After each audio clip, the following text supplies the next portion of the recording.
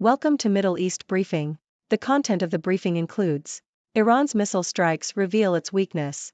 Amid European divisions, Belgium to back ICJ verdict on Gaza genocide. US, UK launch second round of strikes in Yemen as Houthis vow to strike back. As some Israeli troops leave Gaza, a long-term strategy remains elusive. French defense minister hopes medical aid will reach Gaza hostages soon. Iran's missile strikes reveal its weakness. Foreign policy. Iran and its proxies, including Hezbollah and the Houthis, are steadily advancing a collective campaign against Israel and U.S. forces in the Middle East. This campaign has included rocket attacks on U.S. forces in Iraq and Syria, strikes into northern Israel from Lebanon, and attempted blockades of shipping through the Red Sea from Yemen.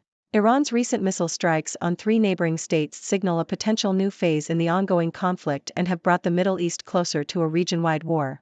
However, these strikes also reveal Iran's inherent weakness and strategic limitations. Iran's recent missile strikes were designed to showcase its military strength and resolve. However, they also demonstrate Iran's inability to take the fight directly to its enemies or engage in head-to-head clashes with more powerful adversaries. Iran's capabilities are largely limited to missile and drone attacks, while its air force is weak and its ground forces are strongest in defense. Iran's proxies, such as Hezbollah and the Houthis, are similarly limited in their abilities and rely on insurgent tactics rather than conventional operations. Despite these limitations, Iran and its proxies continue to push against the US and Israel, hoping to ensnare them in an unwinnable situation. They are willing to risk limited blowback from the US and Israel because they have very little to lose. Iran, on the other hand, has much more to lose if it were to spark a direct conflict. Therefore, Iran outsources much of the violence to its clients, allowing them to absorb the costs and keep the fight away from Iran's doorstep. Iran's provocative acts are aimed at shaping the political environment rather than achieving significant military victories. Amid European divisions, Belgium to back ICJ verdict on Gaza genocide. Al Jazeera.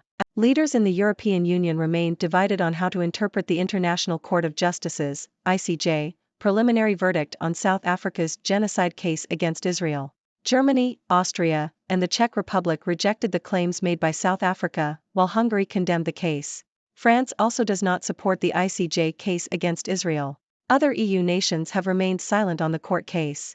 However, Belgium has declared its support for the ICJ and announced that it would support an immediate ceasefire in Gaza. Belgium has traditionally adopted strong positions on international law with regard to the Middle East conflict. Observers say that Belgium's stance has to do with Belgium's own history of being occupied historically by foreign powers. Belgium currently holds the presidency of the Council of the European Union, which is responsible for developing consensus. Historically, Belgium has shown solidarity towards Palestine while also supporting Israel. US, UK launch second round of strikes in Yemen as Houthis vow to strike back. South China Morning Post. The US and UK have launched a second round of joint military strikes on Yemen's Houthi rebels in response to their attacks on Red Sea shipping. The latest strikes targeted 8 Houthi targets, while the rebels claimed 18 strikes across their territory. The US and UK conducted a first wave of strikes earlier this month, and the US has launched further air raids against missiles it said posed threats to civilian and military vessels. The Houthis have continued their attacks on shipping, raising fears of a broader war involving Iran. As some Israeli troops leave Gaza, a long-term strategy remains elusive. Washington Post. The Israeli forces have said that they have begun to pull out from Gaza and that their gains against Hamas are significant, but incomplete. They have claimed that the war has damaged Hamas as a terrorist entity, but this is not a 3-month mission and the possibility of a renewed Hamas attack is still high. The Israeli military said it is moving away from large-scale bombardments to a more focused campaign of targeted raids in order to eradicate Hamas military leadership. However, some military leaders have said that a complete elimination of Hamas is unlikely.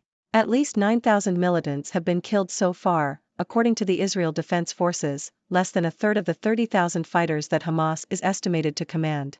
The head of Hamas, Yahya Sinwar, and his top lieutenants remain at large. French defense minister hopes medical aid will reach Gaza hostages soon. RFI. France has sent medicines to Gaza as part of a deal to secure the release of hostages taken during a Hamas attack on Israel in October. The delivery is being overseen by the Red Cross and is expected to reach 45 hostages. Some 132 people are still being held captive in the territory, according to Israeli officials, who say 28 are believed to have been killed. The attack in October resulted in the deaths of around 1,140 people in Israel, according to an AFP tally, while Israel responded with an offensive that has killed at least 25,295 in Gaza, according to the territory's health ministry. Why is Israel sending Palestinian taxes to Norway? Al Jazeera. Israel has approved a plan to send taxes earmarked for Gaza to Norway, instead of the Palestinian Authority, PA. This comes after taxes that would normally be sent to Gaza have been frozen since November.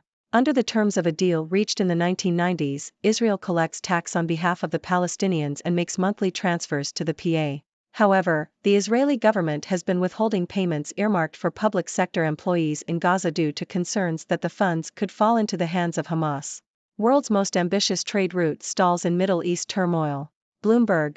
The India-Middle East-Europe Economic Corridor, IMEC, a project to create new rail links across the Arabian Peninsula, is at risk of failing as a result of the current conflict between Israel and Hamas. The US and other nations saw the IMEC as a way to counter China's Belt and Road Initiative, build influence in the global south, and bring about a rapprochement between Saudi Arabia and Israel. However, the recent conflict has halted progress on the project, which had been agreed at a G20 summit last year. Live updates: Gaza loses phone and internet, and Israeli families push for hostage release deal. Associated Press. Relatives of the more than 100 Israelis still held hostage in Gaza have staged protests in the Israeli parliament and outside Prime Minister Benjamin Netanyahu's home. The demonstrations come as fighting between Israel and Gaza intensifies. Israeli officials now admit that more than 1,200 people have been killed in the conflict, with 25,000 wounded. Around 250 Israelis are being held hostage. The UN says that 1 in 4 people in Gaza are now starving and that Israeli restrictions on Gaza are preventing the delivery of humanitarian aid. Meanwhile, communication services in Gaza have been lost for the 10th time since October 7, as the fighting continues. The situation is worsening, with no sign of a ceasefire, and no clear end in sight for the hostages. UK not seeking confrontation with Houthis, Sunak. BBC. UK Prime Minister Rishi Sunak has stated that the UK will not hesitate to take further military action against Houthi targets in Yemen if the group continues its attacks in the Red Sea. The strikes, carried out overnight with the US, were the second joint operation between the two countries. The Houthis have launched numerous attacks on commercial vessels in the Red Sea since November, targeting ships linked to Israel in response to the conflict in Gaza. The UK has stated that its actions against the Houthis are not linked to the Israel-Hamas conflict. The government aims to end the illegal sale of weapons to the Houthis and cut off their financial resources through sanctions. Photojournalist Motaz Aziza evacuates from Gaza. Al Jazeera. Motaz Aziza, a photojournalist who has been documenting the impact of the war in Gaza, has left the enclave and traveled to Qatar. Aziza announced on Instagram that he was leaving Gaza before boarding a Qatari military airplane. The 24-year-old Palestinian attracted global attention for his raw and unfiltered videos about the war. During the war, Aziza gained millions of followers on Instagram, Facebook, and Twitter. Ladies and gentlemen, I am Dr. Six, your favorite observer from the six-dimensional world. Today, I bring you a summary of some recent news from the Middle East. First, we discussed Iran's missile strikes, which aim to showcase their military strength but also revealed their weaknesses. Iran's capabilities are largely limited to missile and drone attacks, and their ground forces are strongest in defense. They rely on proxies like Hezbollah and the Houthis, who use insurgent tactics rather than conventional operations. Despite these limitations, Iran and its proxies continue to push against the US and Israel, hoping to shape the political environment rather than achieve significant military victories. Next, we talked about the European Union's divisions over the International Court of Justice's preliminary verdict on South Africa's genocide case against Israel. While some countries rejected the claims, Belgium, which currently holds the presidency of the Council of the European Union, declared its support for the ICJ and an immediate ceasefire in Gaza. Belgium's stance may be influenced by its own history of being occupied by foreign powers and its tradition of supporting Palestine while also supporting Israel. We also discussed the second round of joint military strikes by the US and UK on Yemen's Houthi rebels, in response to their attacks on Red Sea shipping. The Houthis have continued their attacks, raising fears of a broader war involving Iran. In addition, we touched upon the Israeli forces' claim of significant but incomplete gains against Hamas in Gaza. The Israeli military said it is moving away from large-scale bombardments to targeted raids, but a complete elimination of Hamas is considered unlikely. Furthermore, we mentioned France's delivery of medicines to Gaza as part of a deal to secure the release of hostages taken during a Hamas attack on Israel. The delivery is being overseen by the Red Cross and is expected to reach 45 hostages. We also highlighted Israel's decision to send taxes earmarked for Gaza to Norway instead of the Palestinian Authority, due to concerns that the funds could fall into the hands of Hamas. Additionally, we touched upon the India-Middle East-Europe Economic Corridor, IMEC, a project to create new rail links across the Arabian Peninsula that is at risk of failing due to the conflict between Israel and Hamas.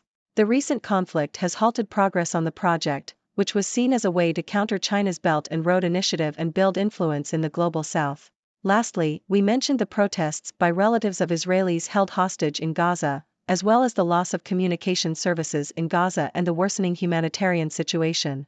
We also discussed the UK's statement that it will not hesitate to take further military action against Houthi targets in Yemen if the group continues its attacks in the Red Sea.